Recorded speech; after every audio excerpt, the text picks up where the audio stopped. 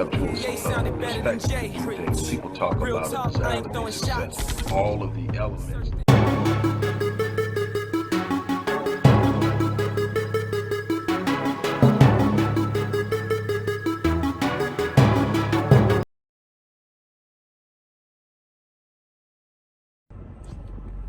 Hey everybody, Dr. Rick Wallace.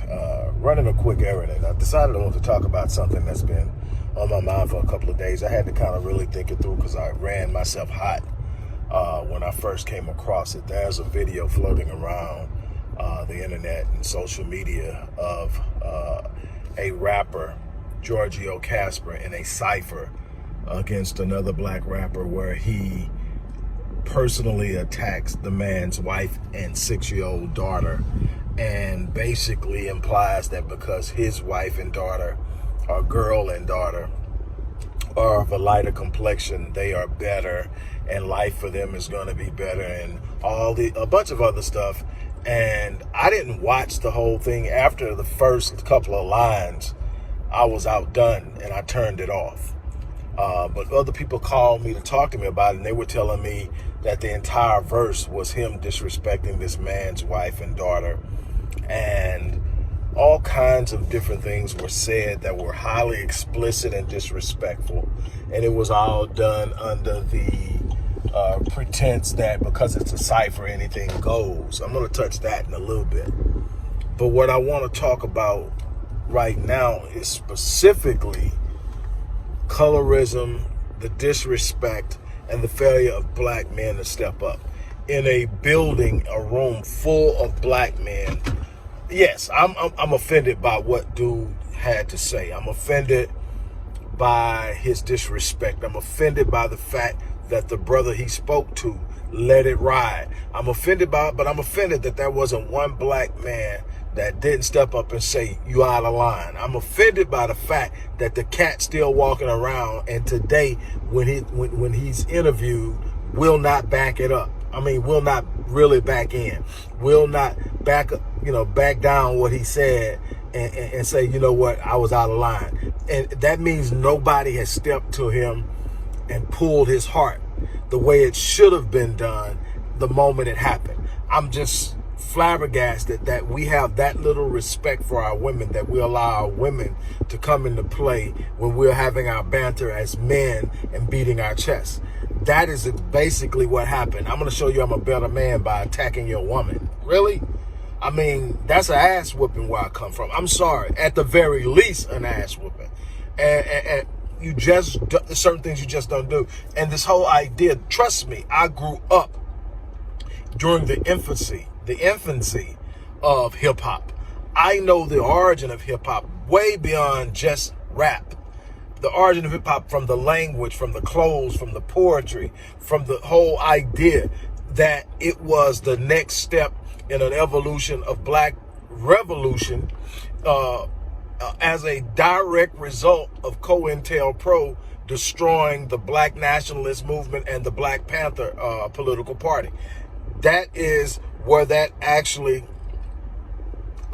originated, and it was a new language. It was a new means of communication. It was a new mechanism through which we could teach and empower and educate our children. And for a while, they didn't know what we were saying, because when we wanted to say something was good, we would say it was bad.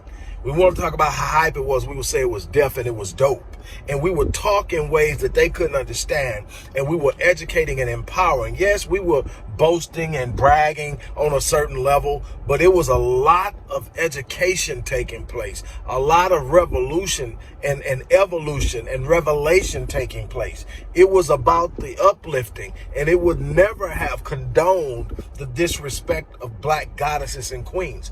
Absolutely, under no circumstance would it do.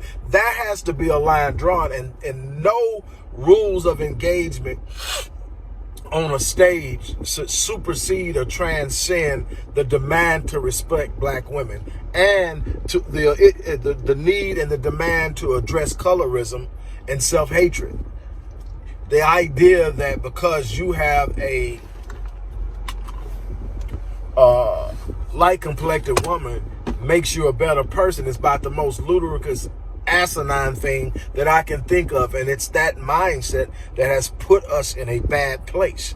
I am so frustrated by the fact that we're still dealing with this, and even more frustrated by the fact that we don't want to talk about it. We don't want to deal with it. We want to pretend it doesn't exist. Why does he even get to complete that damn verse? He should have been dropped. That's it for now. I'm pretty sure I'm not done. I'm going to probably come back, but I got to run in the store and grab something. Then I'm going to be back out. On that note, you guys have an unbelievable day. Don't forget, hit that share button, hit that like button. Don't forget to support the work we're doing at the Odyssey Project in research, in community engagement program development for young black males and females, and more. I'm out of here. Hello everybody, Dr. Rick Wallace here, dropping in with a little special announcement. For those who have followed me for any stretch of time, you know, outside of the businesses that I run, like Myriad Business Solutions, the Visionetics Institute, Odyssey Media Group, I also do a great deal of work inside of the inner city communities in Houston, Dallas, and other areas.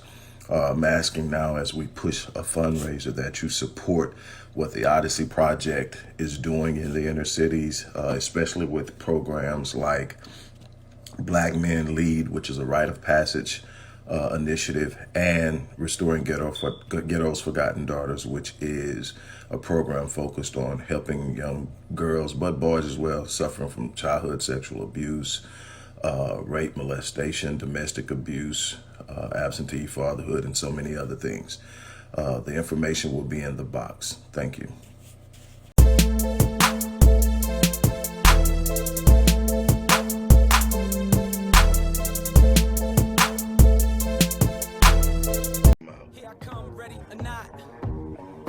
From a conceptual perspective, things people talk about it as success.